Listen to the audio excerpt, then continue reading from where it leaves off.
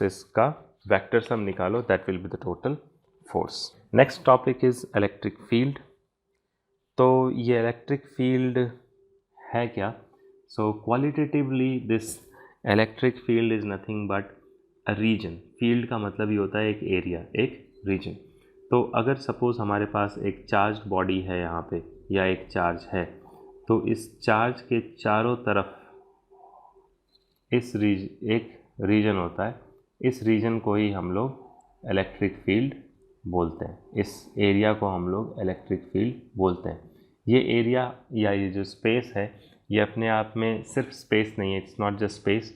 इस स्पेस की एक अपनी प्रॉपर्टी है। वो प्रॉपर्टी ये है कि स्पेस में अगर कोई दूसरा चार्ज एंटर करता है, and suppose that is a test charge, और जो ये हमारा चार्ज है that is the source charge. तो अगर कोई टेस्ट चार्ज इस एरिया में एंटर करता है, so that test charge experiences a force. इस पे एक फोर्स एक्सपीरियंस होगा। वो डिपेंड करता है कि दोनों के बीच में दोनों जो चार्ज हैं वो लाइक हैं unlike. Depending on that the force can be different in direction. तो अगर एक चार्ज पॉजिटिव चार्ज है और ये पॉजिटिव चार्ज का फील्ड है, उसमें एंटर करता है, उस पर बाहर की तरफ एक फोर्स लगता है, राइट। और इसके बारे में ऑब्वियसली कूलम्स लॉ के कारण हम लोग कूलम्स लॉ में हमने ऑलरेडी देखा हुआ है कि अगर ये चार्ज इससे पास जाता जाएगा तो इस पे फोर्स उतना ही ज़्यादा लगता जाएगा, राइट। तो इसका मतलब ये कि ये जो फील्ड है, इस फील्ड में फोर्स अपने पोजीशन पे भी डिपेंड करता है। तो जैसे जैसे अपन ने जैसे जैसे हम इसकी पोजीशन चेंज करेंगे, हमें इसी चार्ज पे अलग अलग फोर्स मिलेगा। So we can say that this electric field E depends on the position, और this is a function of position। Position के साथ इलेक्ट्रिक फील्ड की स्ट्रेंथ बढ़ती जाएगी या फिर घटती जाएगी। जैसे जैसे हम चार्ज के क्लोज जाते जाएंगे, हमें एक स्ट्रॉन्ग फोर्स महसूस होगा। जैसे जैसे चार्ज से आप दूर जाओगे तो वो जो फोर्स है उसका मैग्नीट्यूड कम होता जाएगा।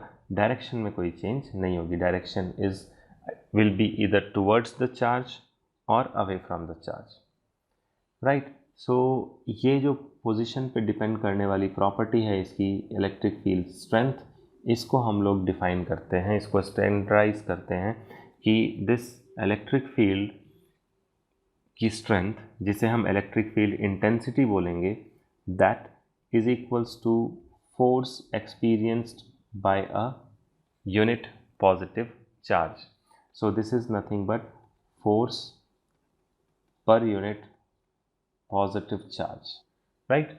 तो हम ऑलरेडी पढ़ चुके हैं कि force is equals to k Q1 Q2 divided by R squared. So ये जो फोर्स है, that force is equals to k, इस केस में Q0 Q divided by R squared. तो इसका मतलब ये इलेक्ट्रिक फील्ड की इंटेंसिटी क्या हो गई? दिस इज के Q0 divided by R squared. So this is the electric field intensity at a distance r from a test charge, from a source charge Q0. Okay, so that is electric field intensity, and obviously इसको हम ऐसे भी लिख सकते हैं कि इस particular फार्मूले से जो यहाँ पे हमने लिखा है electric field is force per unit charge, ये जो डेफिनेशन है इससे हमारे पास ये भी आ सकता है that force is equals to the test charge into the electric field intensity at that point, right। इसका क्या मतलब है कि अगर हमारे पास हमें अगर ये पता है कि यहाँ पे कोई इलेक्ट्रिक फील्ड है, इस इलेक्ट्रिक फील्ड में अगर कोई एक चार्ज है, suppose this is the charge in that electric field and the charge is Q and the electric field over here is E। तो इस E इलेक्ट्रिक फील्ड इंटेंसिटी में अगर कोई चार्ज Q प्लेस्ड होगा तो इस पे जो फोर्स लगेगा that force will be equals to Q into E।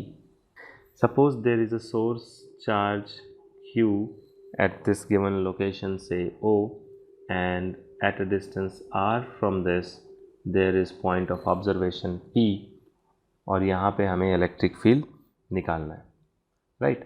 तो इसके कारण जो इलेक्ट्रिक फील्ड होगा, पॉजिटिव चार्ज है तो it will be away from the charge, because force किस, अगर ये एक यूनिट पॉजिटिव चार्ज है यहाँ पे, suppose at P we have 1 coulomb charge, तो इस पे जो फोर्स लगेगा वो किस डायरेक्शन में लगेगा, इस डायरेक्शन में, that is away from Q, और जिस डायरेक्शन में फोर्स होगा उसी डायरेक्शन में इलेक्ट्रिक फील्ड भी होगी, because electric field is nothing but force experienced by a unit positive charge.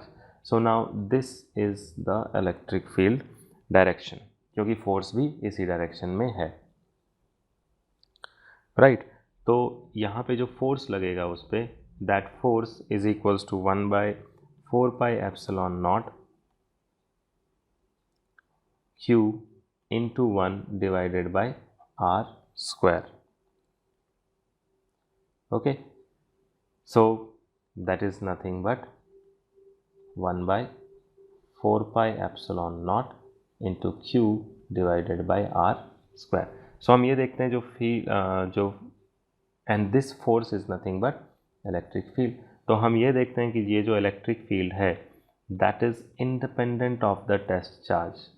So test charge वहाँ हो या ना हो, वहाँ पे वो इलेक्ट्रिक फील्ड रहेगी, right. So field is always there if there is a charge. अगर एक चार्ज है तो चार्ज के चारों तरफ फील्ड हमेशा है। अब अगर उस फील्ड में कोई चार्ज एंटर करेगा, कोई टेस्ट चार्ज एंटर करेगा, तभी उस टेस्ट चार्ज पे एक फील्ड, एक फोर्स अप्लाई होगी, right. So that is electric field due to a point charge. Now coming back to the superposition principle, जो अभी थोड़ी देर पहले हमने देखा कि अगर there are multiple charges, so I am not going to derive this, but अगर there are multiple charges, so and on a test charge, suppose if this is our test charge को चलो Q0 से दिखाते हैं, and there are multiple charges. Now due to these multiple charges there will be multiple fields, right? Suppose कि अगर ये Q1 है, ये Q2 है और ये Q3 है, तो इन तीनों चार्जेस के कारण देयर विल बी फोर्सेस और field.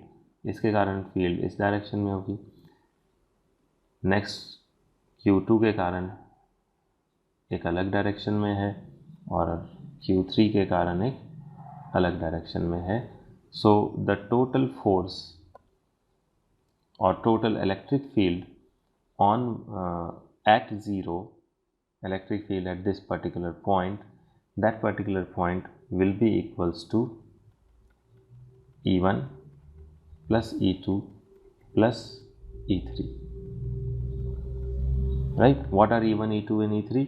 E1 is field due to Q1, E2 is field due to Q2, and E3 is field due to Q3.